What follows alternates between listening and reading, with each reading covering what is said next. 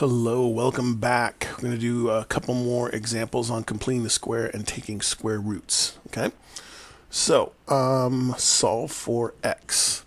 Ooh, this here is supposed to say equals 0. So as we're going to go through and do this, remember again we got to kind of peel things back. Do addition, subtraction first, and then division. So first thing we got to do is add the 8 to both sides. Right, and that gives us 3 times x minus 4 squared equals 8. And then we get to divide both sides by 3. We get x minus 4 squared equals 8/3. Now we got to square root both sides to get rid of the square. That leaves us with x minus 4 over here, and that's going to equal plus or minus. Let's do this. We're going to, instead of writing as root 8 over 3, we're going to write it as the square root of 8 over the square root of 3. So that then we can rationalize the denominator, right? We've got to multiply both top and bottom by root 3. So that gives us root 24 on the top, and then 3 times 3 is root 9.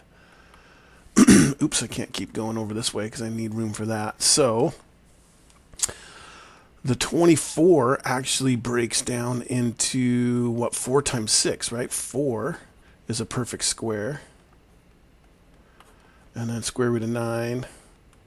So square root of 4 is 2, so we end up with 2 root 6 over 3 is what this all is here. So we have x minus 4 on one side, and we have plus or minus 2 root 6 over 3, and then our last step is to add 4 to both sides. We get x equals 4 plus or minus 2 root 6 over 3.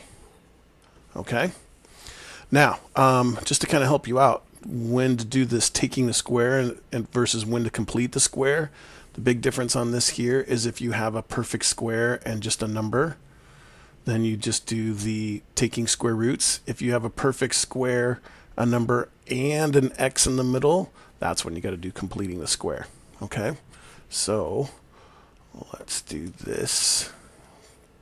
Break ourselves off a little piece of space here to work, and we've got completing the square. First thing, divide all terms by the leading coefficient. Divide everything by 2, right? And we get x squared minus 2x plus 7/2 equals 0. Move the constant to the right side, so I'm going to subtract 7/2 from both sides. And that's going to give us x squared minus 2x equals negative 7/2. Find half of the x term, so that's negative 2 divided by 2 gives us negative 1. I'm going to circle it because I know I'm going to use that later on to write the perfect square. We're now going to square this thing here. This negative 1 squared gives us 1. Okay, and now we're going to add this 1 here to both sides. So it's going to be x squared minus 2x plus 1 equals negative 7/2 plus 1 over there. So we added it to both sides, and we're going to now write it as a perfect square, but we haven't yet, so I shouldn't check it off. So this over here as a perfect square is going to be x, and then whatever's in that little circle, half of that x term, minus 1 here, is always going to be what goes in there. And then this negative 7/2 plus 1 is really, excuse me, negative 7/2 plus 2/2. So negative 7 plus 2 is negative 5/2. Now we're back down to where we were here. Take the square root, up here, sorry.